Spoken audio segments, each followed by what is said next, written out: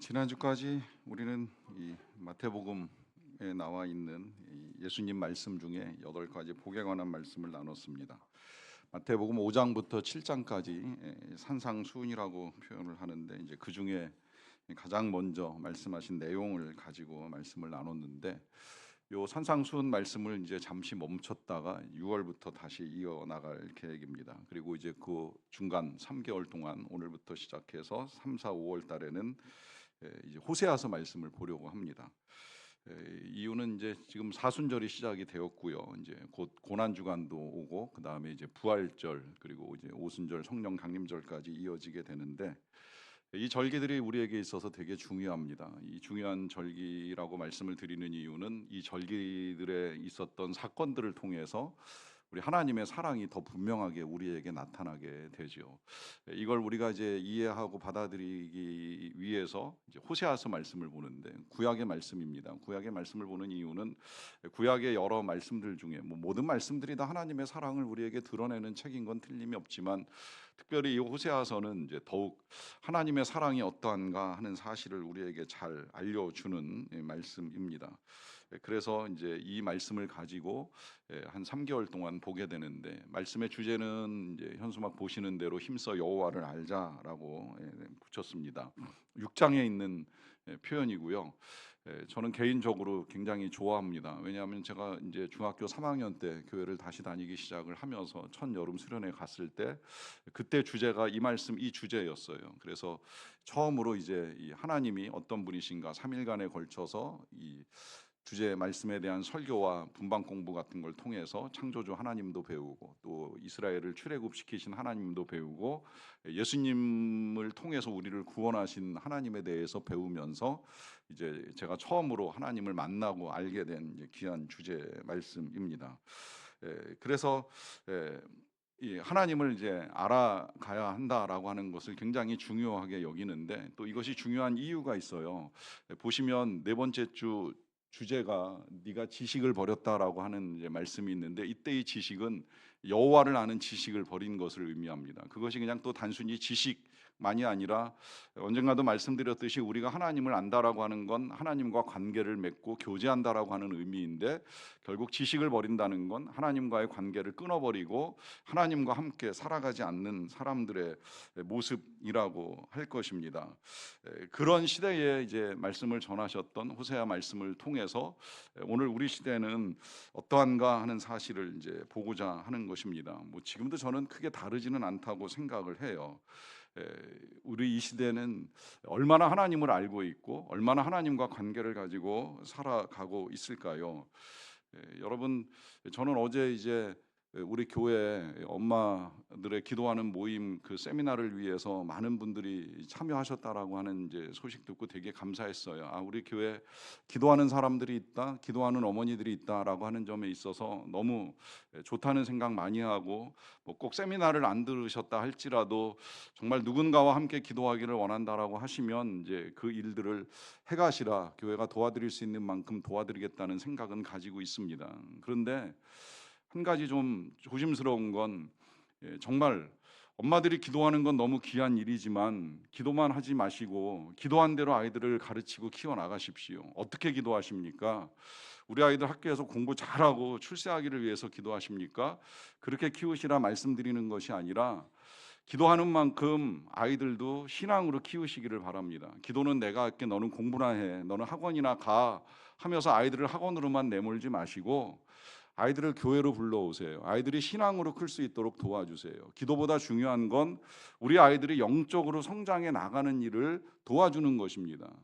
그렇지 아니하고 정말 기도는 열심히 하지만 우리 아이들이 하나님을 향한 지식을 버리고 하나님을 떠난다라고 한다면 그거 지금 이 호세아의 시대하고 전혀 다를 것이 없는 시대가 돼버리고 마는 것입니다. 이 시대가 BC 750년부터 한 720년까지 이제 호세아가 활동한 것으로 알려지는데 이 시대가 북이스라엘이 이제 멸망해 가던 시대예요. 그 멸망해 가던 시대에 하나님께서 호세아뿐만이 아니라 요나, 아모스, 이사야, 미가 우리가 익히 들어왔던 여러 선지자들을 이 북이스라엘에게 보내십니다. 이 동시대에 사역했던 선지자들인데 왜 선지자들이 이렇게 많을까요? 많은 이유는 그만큼 이 나라가 엉망이었다라고 하는 거예요. 그래서 하나님이 여러 명의 선지자들을 보내시지만 안타까운 건 그 백성들이 듣지 않는다는 것입니다. 그리고 망해간다는 것이죠. 근데 망해가는 이 이스라엘 백성들이 이방인이 아니잖아요. 하나님을 모르는 사람들이 아니었다라고 하는 거예요. 하나님을 아는 백성들인데 하나님을 모른다고 하나님이 말씀을 하십니다. 왜 그럴까요? 마치 교회를 다니지만 하나님을 모르는 사람들처럼 살아가고 있기 때문입니다. 이런 사람들을 언젠가 제가 이 반그리스도인이다라고 하는 표현을 썼는데요. 비그리스도인은 아니에요. 그리스도인 같아요. 그런데 진짜 그리스도인이라고 할 수 없는 사람들이 교회 안에도 얼마든지 있을 수 있다라고 하는 것입니다. 그런 점에서 여러분 질문하셔야 돼요. 나는 진짜 그리스도인인가? 그리스도인이라고 한다면 예수님을 따르는 사람이 맞는데 그 예수님을 따라감에 있어서 나 자신을 부인하고 나의 모든 것들을 내려놓고 십자가를 지고 그 십자가의 희생, 죽음, 헌신 어떤 것이라도 받아들일 마음을 가지고 예수 그리스도를 따라가고 있는가라고 하는 것에 대한 질문입니다. 이 믿음이라고 하는 것은 우리가 아는 수준에서 머무는 것이 아니라 그 아는 것을 받아들이고 행해 나가는 것까지 연결이 되어야 하기 때문에 사도 바울이 에베소서에서 이런 당부를 하셨잖아요. 을을 에베소서 4장 13절 말씀인데요. 제가 다시 읽어 드리겠습니다. 우리가 다 하나님의 아들을 믿는 것과 아는 일에 하나가 되어서 온전한 사람을 이루어 그리스도의 장성한 분량이 충만한 데까지 이르러야 한다 하는 말씀입니다. 하나님의 아들 예수 그리스도를 아는 것과 믿는 것이 일치되어야 한다는 거예요. 이 말은 아는 대로 믿고 믿는 대로 살아야 한다는 걸 말씀하시는 것이고, 그럴 때에 이제 그리스도의 장성한 분량, 다시 말하면 그리스도의 형상이 우리 안에서 나타난다라고 하는 것인데, 이 그리스도의 형상이 우리 안에 나타나는 것도 이제 여러 가지를 우리가 이해할 수 있습니다만은 그 중에 가장 중요한 건 예수님 안에서 나타나는 모습 가운데 가장 중요하다고 말씀드리는 거예요. 뭘까요, 여러분? 주님이 우리에게 보여주셨던 정말 많은 모습들 가운데 가장 중요한 거, 능력을 행하는 걸까요? 기적을 행하는 걸까요? 기도하는 걸까요? 아닙니다. 하나님을 사랑하는 겁니다. 예수님은 하나님을 사랑하시기 때문에 이 땅에 하나님의 뜻을 받들어 오셨고, 하나님을 사랑하기 때문에 그 마음으로 백성들을 사랑하면서 능력을 행하셨을 뿐이에요. 그리고 그 모든 죽음을 받아들이는 그 일련의 과정에서 궁극적으로 하나님을 사랑하는 마음으로 하나님의 뜻에 따라 십자가를 집니다. 그러니까 그리스도의 장성한 분량이 충만한 데까지 이른다, 우리가 성장한다, 성숙한다 하는 것의 가장 명백한 증거는 다른 데 있는 것이 아니라 얼마나 하나님을 사랑하는가, 얼마나 하나님을 귀하게 여기는가, 나보다, 나의 삶보다, 내가 원하는 것보다, 내가 이루고자 하는 것보다 그 모든 것들이 다 무너지고 포기된다 할지라도 하나님을 사랑하는 마음, 이 마음이 우리에게 있어서 믿음의 증거로 나타나게 된다라고 하는 사실을 우리에게 알려줍니다. 그러하기 때문에 이러한 믿음을 가지고 살아야 함에도 불구하고 살지 못하는 이 이스라엘 백성들을 위하여서 이제 하나님이 호세아 선지자를 부르셨는데요. 부르셔서 하나님이 제일 먼저 하시는 말씀 좀 의아합니다. 오늘 본문 2절에 보시게 되면 여호와께서 처음 호세아하고 말씀하실 때에 여호와께서 호세아에게 이르십니다. 너는 가서 음란한 여자를 맞이하여 음란한 자식들을 낳으라. 이 나라가 여호와를 떠나서 크게 음란함이니라 하십니다. 보시면 뭐라고 말씀하세요? 음란한 여자를 맞이하라, 음란한 자식을 낳아라 그래요. 너무 이상하지 않습니까? 선지자를 세워서 이스라엘 백성들에게 보내신다고 하면 그냥 일반적인 상식으로 하나님이 하해 주셔야 될 것 같으면 전 그렇게 이해해요. 성령으로 기름 부어주시고 성령으로 충만하게 하시고 내가 너를 세웠으니 가서 담대하게 전하라, 이런 말씀 주셔야 되는 거 아니에요? 뭐 다른 선지자들 예레미야, 이사야 같은 경우에 실제로 이제 그런 내용 비슷하게 명하시는 거 볼 수가 있는데 이 선지자한테 좀 독특해요. 음란한 여자를 맞이해라, 음란한 자식들을 낳아라. 이유도 말씀을 하시는 거예요. 그 이유는 이 이스라엘 백성들이 음란하기 때문이다. 원래 이스라엘 백성들 중에 제사장으로 세워지는 사람은 아무하고나 결혼을 하지 못하게 되어 있습니다. 과부나 이혼당한 여자나 창녀 안 된다고 말씀하시고 이방 여인도 안 된다고 말씀하시고 이스라엘 백성 중에서 처녀를 만나서 결혼하라라고 하는 명령을 내리세요. 이유도 분명해요. 이제 거룩한 하나님의 사역을 감당하기 때문이라고 말씀하시는데, 이 선지자는 제사장하고 동급입니다. 똑같이 기름 부음을 받은 사람들이에요. 기름 부음을 받는다는 건 하나님이 구별하셔서 하나님의 일을 하게 하시는 사람들이라고 할 수가 있겠는데, 그런 일을 감당하는 이 제사장과 동급인 선지자 호세아를 하나님이 세우시면서 그렇게 지금 말씀하시는 것이 아니라 음란한 여자를 맞이하라라고 하는 말씀을 하십니다. 이유는 이스라엘 백성들이 음란하기 때문이라고 하시는 것인데요. 여러분이 음란 이제 자주 이 호세아서에서 보시겠습니다만은 단순히 그냥 성적으로 음란한 것만을 말하지 않습니다. 성경은 하나님을 떠난 모든 삶의 행위는 다 음란한 것으로 간주합니다. 왜냐하면 하나님을 떠나면 반드시 다른 신을 섬길 수밖에 없는데, 이 다른 신을 섬기는 행위 자체가 하나님 보시기에는 음란한 것이 될 수밖에 없기 때문입니다. 그러니까 하나님을 섬기지 않으면서 좋아하고 사랑하고 섬기고자 하는 그 모든 것들이 결국은 우상이 되고 음란한 일이 된다는 거예요. 그리고 이 음란하게 섬기는 것들은 눈에 보이는 것들만이 절대 아닙니다. 언젠가도 소개해드렸듯이 이 팀 켈러 목사님이 쓰신 거짓 신들과의 전쟁에서 알려주는 신, 오늘 우리 시대의 우상은 눈에 보이는 거 아니잖아요. 우리의 탐욕으로부터 우리의 여러 가지 욕심들, 얼마나 많은 우상들이 만들어지고 있습니까? 지금도 자기 애에 빠진 사람들, 자기 의에 빠진 사람, 자기 자식에게 빠진 사람, 그리고 이 시대를 지배하고 있는 만몬의 영, 갈수록 더 커져가고 있고 소비의 신에 이르기까지 온갖 악한 것들이 우상으로 우리의 마음속에 자리 잡고 있음에도 불구하고 깨닫지 못하는 우리의 삶도 음란하지 아니하다고 말할 수 없는 상태에 놓여 있습니다. 이런 모든 것들을 알려주시기 위해서 하나님이 호세아에게 음란한 여인을 맞이하라라고 하는 말씀을 하시는데요. 그래도 조금 의아하지요. 아무리 이스라엘 백성들이 음란하다 할지라도 하나님의 말씀을 전하는 사람이 창녀 아니면 창녀 같은 여자와 결혼을 한다, 꼭 그렇게까지 해야 되나 하는 의문이 드는 거예요. 아니 과거에 그렇게 이제 부정한 여인으로 살다가 회심해서 선지자를 만나고 거룩한 삶을 살겠다라고 한다면 그래도 좀 그나마 이해할 수 있는데, 이 호세아의 아내로 들어오게 된 고멜이라고 하는 여자는 결혼을 했다고 달라진 여자는 아니에요. 이제 나중에 보시겠습니다만은 결혼한 이후에도 음란합니다. 여러분 생각을 해보세요. 요즘으로 우리가 이해를 해서 생각을 해봐도 좋을 것 같아요. 목회자가 결혼해서 가정을 이루고 목회를 해나가는데 사모가 부정한 여인이에요. 더러운 짓을 하고 악한 짓을 하고 음란한 짓을 한다는 게 교회 전체에 소문이 난다고 생각을 해봅시다. 목회를 할 수 있을까요? 그러다 보니까 실제로 어느 목사님이 그런 고백을 책으로도 쓰셨더라고요. 가끔은 사모한테 협박을 받는다고, 나한테 잘해, 내가 망가지면 당신 목회도 끝장이야, 이제 이러면서 협박하는 사모도 있다는 이야기를 본 적이 있는데요. 사실 생각해 보세요. 정말 사모가 음란함에 빠져가지고 맨날 집 나가서 남의 남자 만나가지고 이상한 짓 벌리고 있으면서 목사가 여기 서가지고 설교를 하겠다고 하면 뭐라고 생각을 하시겠어요? 너나 잘해, 네 아내나 잘 가르쳐, 이렇게 생각할 거 아니겠습니까? 그런데 하나님은 지금 이 호세아 선지자에게 그런 일을 시키고 계시는 거예요.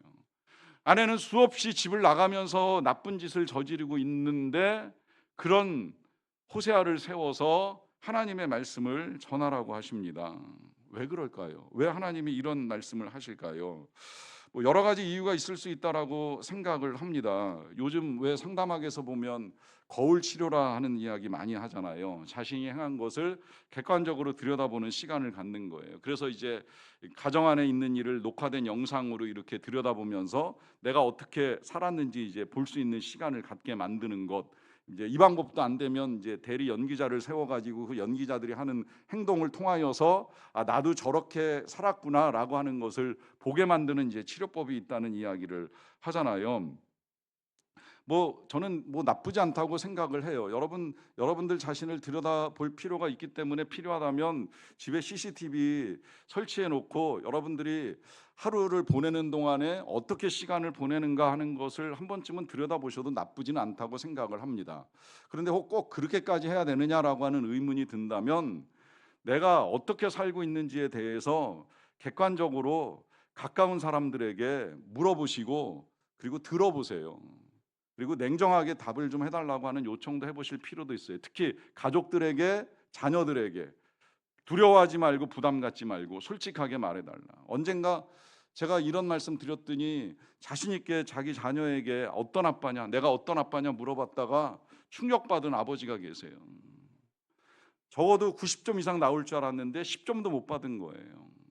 그러니까 내가 이렇게 잘못 살았나? 나 나름대로는 열심히 회사 다니면서 돈 벌어 와가지고 자식들 벌어먹이고 키운다고 생각을 해왔는데 자식들의 눈에는 별로였던 거예요. 여러분, 그런 의미에서 우리가 우리 자신을 객관화한다라고 하는 것이 얼마나 어려운가 하는 점을 생각하면서 봐야 되는데, 문제는 이렇게까지 보여준다고 한들 저는 과연 이스라엘 백성들이 자기 자신들을 볼 수 있을까? 이 호세아가 고멜이라고 하는 음탕한 여자를 만나가지고 가정을 이루어 살아가는 모습을 보면서 아, 우리도 저 선지자처럼 음탕하게 살아왔구나, 음란한 이 죄악을 회개해야 되겠구나 라고 하는 생각을 할 수 있을까요? 아니, 오히려 그렇게 살고 있는 이 호세아를 보면서 한심하다, 불쌍하다, 왜 저렇게 살지? 라고 하면서 긍휼히 여기는 마음을 가지고 끝난 것은 아니겠는가? 혹 그런 거 아니라고 한다면 우리 주변에서 혹시나 이제 이런 가정을 보진 않겠지만 뭐 이런 유사한 형태의 사람들을 본다고 하면 여러분 어떨 것 같아요? 아, 저 사람 보니까 저 사람 못지않게 나도 죄인이구나, 이런 생각보다 그래도 저 사람보단 내가 더 낫지, 난 그래도 교회는 다니잖아, 난 그래도 신앙생활 하잖아, 이러면서 그냥 안도하고 말지 않을까 하는 생각을 하는 거예요. 그런 면에서 왜 하나님은 이 호세아에게 이런 혹독한 일을 시키는가 하는 생각을 하게 되는 거죠. 여기 이제 이유가 몇 가지 있는데요. 일단 하나님은 항상 이 관계, 남자와 여자의 관계를 통해서 하나님과 우리와의 관계를 보여주시잖아요. 하나님은 구약에서도 우리가 하나님의 신부라는 표현을 쓰고요, 구약에 오면 이제 신약으로 오면 더 명백하게 우리가 그리스도의 신부다라고 하는 사실을 밝히면서 언젠가 우리가 혼인잔치, 예수 그리스도께서 우리를 위하여 예비하고 계신 혼인잔치에 들어가게 될 것이다 라고 하는 사실을 분명하게 알려줍니다. 그래서 우리는 주님과 함께 잔치를 치르게 될 정결한 신부로 예비되어야 한다는 사실을 분명하게 밝혀주기도 하고요. 뿐만 아니라 이 부부의 아름다운 사랑의 관계 속에서 누리는 그 기쁨과 행복만큼이나 하나님과 우리의 관계 속에서도 얼마든지 사랑과 행복이 넘치는 삶을 살 수 있다는 사실을 미리 경험하게 해주시는 거예요. 근데 이 관계가 깨지면 어찌 되는지 아시지요? 그 충만한 기쁨과 행복을 누려야 될 관계가 깨지는 순간 가정이 지옥이 되잖아요. 마찬가지로 하나님과의 관계가 깨질 때 그 삶 자체가 지옥이 되는 거예요. 그 지옥 같은 인생에서 벗어나고 싶으니까 뭔가 더 재밌는 게 없을까, 좋은 게 없을까, 이게 돈으로 안 되나, 소비로 안 되나, 또 다른 우상들을 만들어 놓고 섬기는 시대가 우리들의 시대라 말씀을 드리는 것입니다. 그만큼 하나님은 이 호세아와 아내와의 관계를 통해서 하나님과 이스라엘 백성들의 관계, 그리고 하나님과 우리와의 관계를 다시 일깨워 주시기를 원하셨던 거예요. 그러다 보니까 이 고멜이 자녀를 낳을 때마다 하나님이 미리 이름을 정해 주시잖아요. 4절에 보시게 되면 여호와께서 호세아에게 이르시되 첫째 아이가 태어났을 때 그의 이름을 이스르엘이라 하라 합니다. 조금 후에 내가 이스라엘의 피를 예후의 집에 갚으며 이스라엘 족속의 나라를 패할 것이다라고 하는 경고를 하시면서 지어주신 이름이 이스르엘이에요. 자, 이스르엘 이름이라고 하는 이 이름의 뜻은 하나님께서 흩으신다라고 하는 의미 가지고 있는데요. 나중에 또 다른 의미가 있긴 합니다만 일단 오늘 이제 첫 번째로 우리가 받아들여야 될 의미는 하나님께서 흩어버리신다 하는 것인데, 이 이스라엘 백성들을 흩어버리시겠다는 거예요. 더군다나 이 이스라엘이라고 하는 지역의 명칭은 그 옛날 아합 왕이 악한 일을 저지를 때 이세벨이 낳았던 아들 70명을 예후가 죽이고 왕권을 차지했던 자리가 이스라엘이에요. 엄청난 피해 역사가 있었던 지역의 명칭입니다. 그래서 이 이스라엘의 그 피를 이제 예후 가문에 하나님이 갚으시겠다라고 말씀하십니다. 이 말씀의 의미는 결국 이스라엘의 왕조가 끝날 수 있다라고 하는 걸 경고하시는 것이죠. 그 다음에 이제 둘째, 딸을 낳았어요. 딸 낳았는데 6절에 이렇게 말씀하세요. 고멜이 또 임신하여 딸을 낳음에 여호와께서 호세아에게 이르시되 그의 이름을 로루하마라 하라 하십니다. 내가 다시는 이스라엘 족속을 긍휼히 여겨 용서하지 않을 것임이라 라고 하는데요. 자, 원래 이 루하마라고 하는 단어는 긍휼히 여긴다는 의미를 가지고 있어요. 거기에 이제 이 히브리어 부정접두어 로가 붙게 되면 영어의 not, no, on하고 이제 비슷한 의미라고 보시면 돼요. 긍휼히 여긴다가 긍휼히 여기지 않는다로 이제 바뀌는 거예요. 그래서 긍휼히 여기지 않고 용서하지 않겠다라고 하는 말씀을 하십니다. 전혀 자비를 베풀지 않겠다라고 말씀하시는 거예요. 그러고 이제 셋째 다시 아들을 낳는데 이번에는 또 로암미라 하라 하십니다. 이젠 아시죠? 암미 그러면 내 백성이다라고 하는 의미인데 똑같이 또 부정접두어를 붙여서 너희는 내 백성이 아니요 나는 너희의 하나님이 되지 아니하리라라고 하는 말씀을 하십니다. 왜 이렇게 말씀하시는 것일까요? 그만큼 이스라엘의 죄악이 크고 이스라엘 백성들이 하나님을 섬긴다는 이름은 가지고 있었지만 하나님을 떠난 삶을 살고 있기 때문에 하나님이 그들을 버리실 수밖에 없다는 사실을 말씀하십니다. 그런데 여러분 생각을 해보세요. 지금 이렇게 호세와 고멜 사이에서 세 자녀가 태어나고 세 명의 이 이름을 이제 하나님이 말씀하시면 그래도 이 부부가 사이가 좋은 거 아닌가 하는 정도로 생각할 수 있잖아요. 자식 셋 낳는 게 쉬운 일입니까?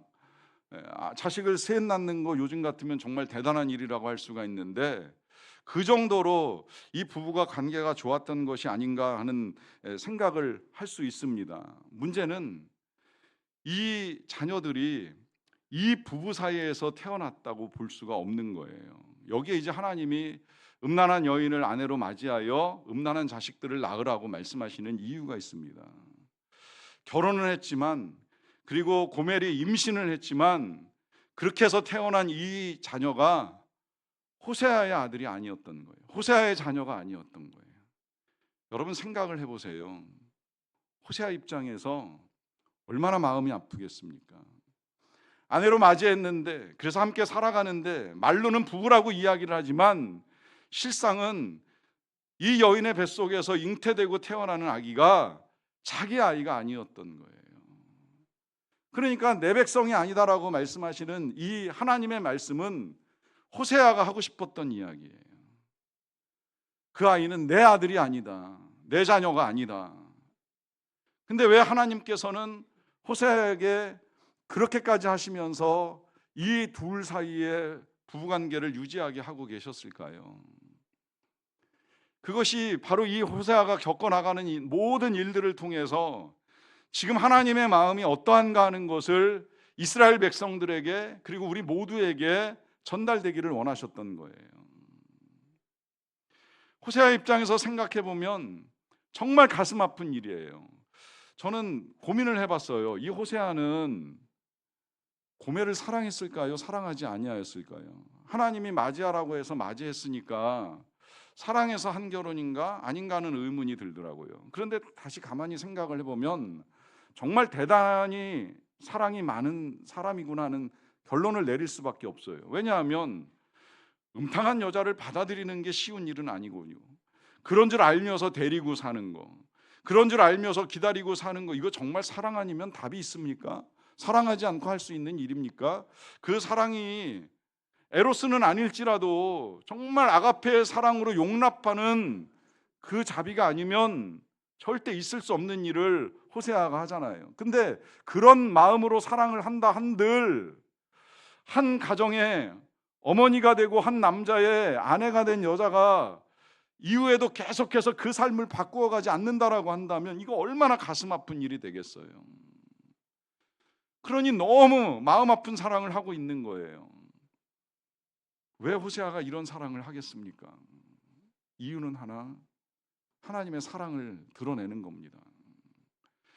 하나님이 이스라엘 백성들을 그리고 우리들을 사랑하실 때 그들이 죄악에 빠져 있다는 사실을 알고 계심에도 불구하고, 우리가 죄악에서 벗어나지 못한다는 사실을 알고 계심에도 불구하고 포기하지 못하고 살아가시는 하나님의 사랑을 그대로 보여주는 것이지요.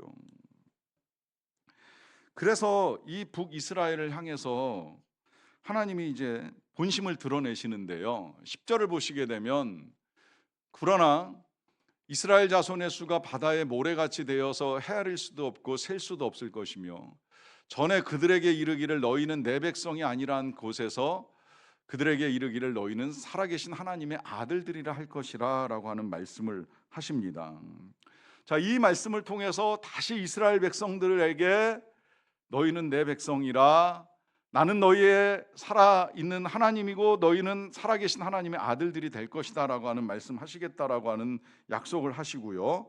그 다음에 또 11절에서 이런 말씀 또 이어나가세요. 이에 유다 자손과 이스라엘 자손이 함께 모여서 한 우두머리를 세우고 그 땅에서부터 올라오리니 이스르엘의 날이 클 것이미로다 라고 합니다.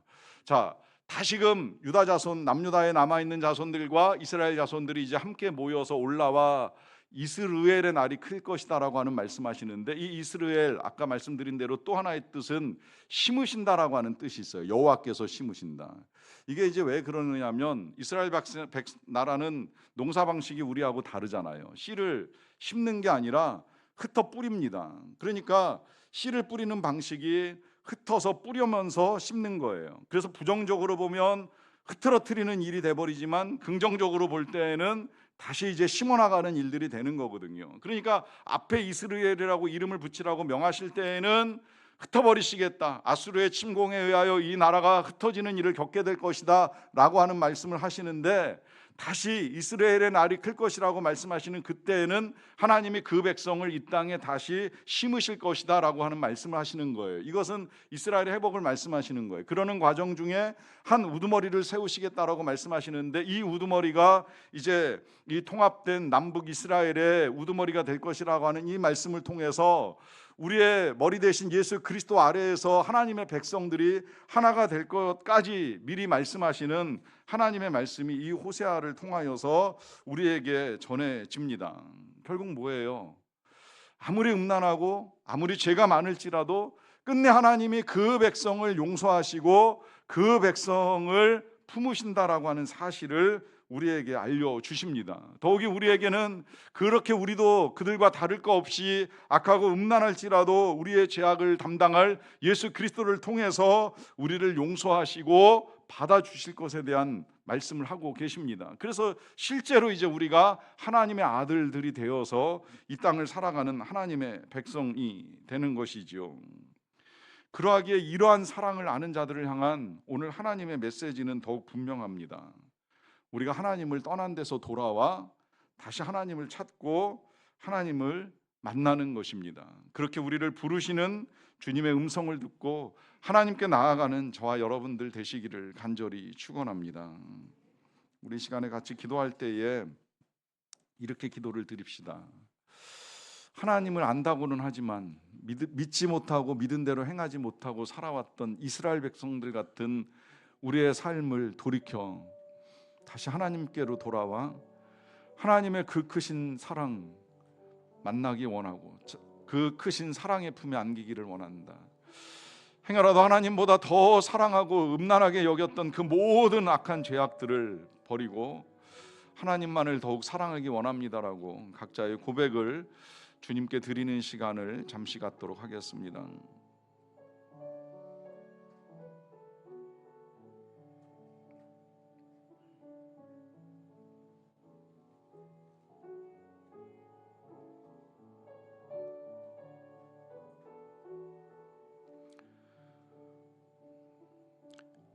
하나님의 크신 은혜와 사랑을 감사합니다. 우리도 우리의 죄악과 음란함으로 하나님을 떠나 있었는데 말씀을 통하여 일깨워 주심을 감사하고 이제 그 말씀에 따라 우리가 여호와께 돌아가기를 원하나이다. 예수님의 이름으로 기도하옵나이다. 아멘. 함께 찬양하겠습니다. 나의 백성이 다 겸비하여.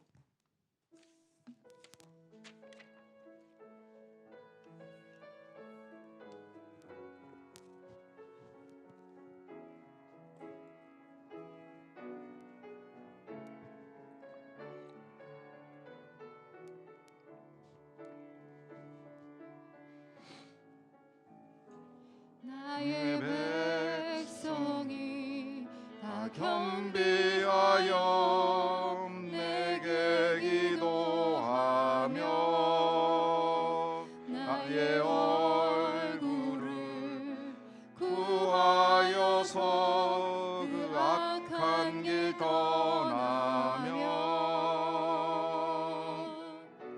하늘에서 듣고 죄를 사하며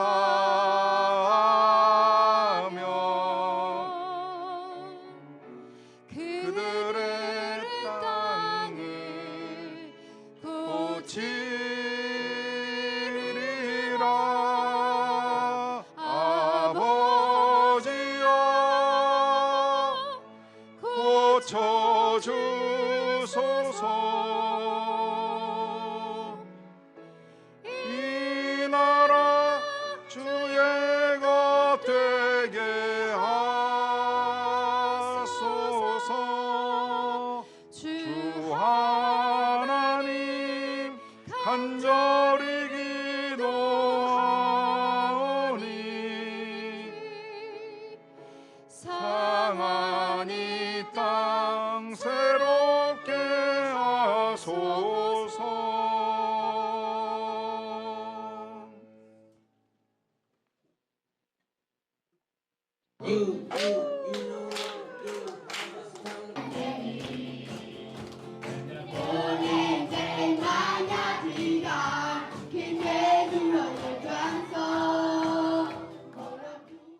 출발하고 마칠 때까지 다시 이곳에 돌아올 때까지 하나님 함께하여 주실 줄로 믿사옵나이다. 감사드리며 예수님의 이름으로 기도하옵나이다.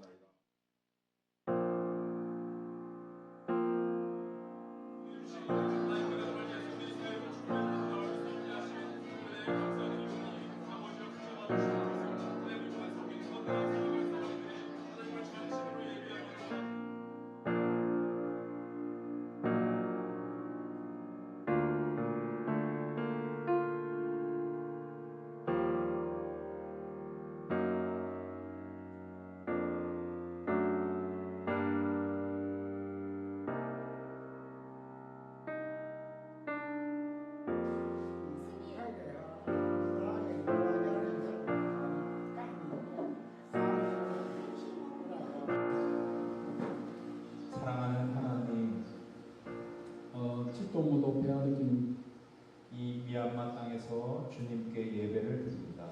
이 미얀마 나이마마